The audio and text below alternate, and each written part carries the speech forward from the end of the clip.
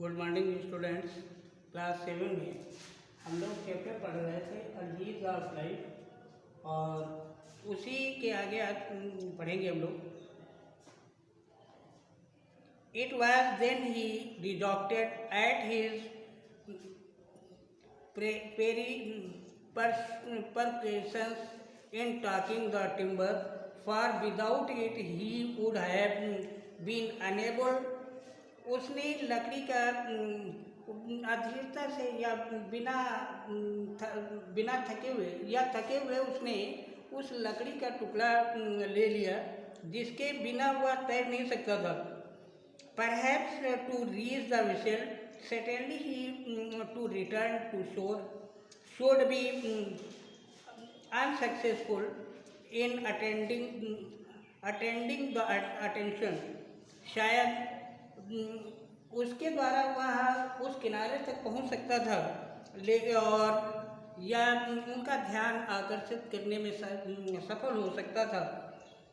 Dentist thought almost sure as he walked towards the vessel would take had at watched in anxiously until it tracked and stood towards him। Dentist जानता था शायद वह वाहन उसे ले जाए और वह धीरता से उसके उस रास्ते तक चलने लगा और अंत में वह वाहन रुक गया। Then he advanced before they could meet the vessel again changed his course। शायद वह सोच रहा था कि वह इस बार मिल जाए लेकिन वाहन ने पुनः अपना रास्ता बदल दिया। By a violent effort he rose half out the water waving his cap।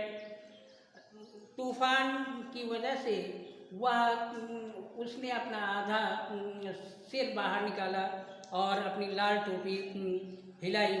Waving his cap and uttered a shout peculiar sailors और उसने एक नाविक के समान आवाज़ लगाई या उसी धुन में बोला। This time he was both seen and heard. इस बार उसे सुना भी गया और देखा भी गया। The whistle instantly stead him. वह वाहन या वह नाव धीरे धीरे उसकी ओर बढ़ने लगी। At the same time he saw they were about to lower the boat. अंत में उसी समय उसने देखा कि वे लोग नाव के निचले सतह पर आए। And instant later the boat rowed by 2 men। कुछ क्षण के बाद वह नाव 2 लोगों के द्वारा खींची जा रही थी। Advance rapidly towards him.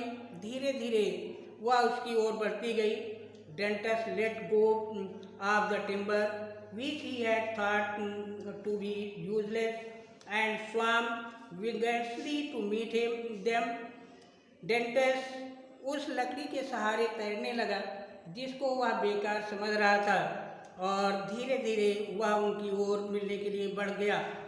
But he had reckoned too much upon his strength and then he realised how serviceable the timber had been to him. अब उसने अपनी पूरी शक्ति के द्वारा या ताकत के द्वारा उस लकड़ी के माध्यम से वह उसकी ओर चलने लगा। और his arms become stiff, his legs lost their flexibility and he was almost breathless. उसके हाथ पैर थक गए थे और उसके टांगे भी आधारहीन हो रही थी और उसकी सांस भी फड़ने लगी थी। He shouted again. The 2 sailors remembered their efforts and one of them cried in Italian, courage। वह पुनः चिल्लाया। 2 नाविकों ने उसके कार्य को देखा।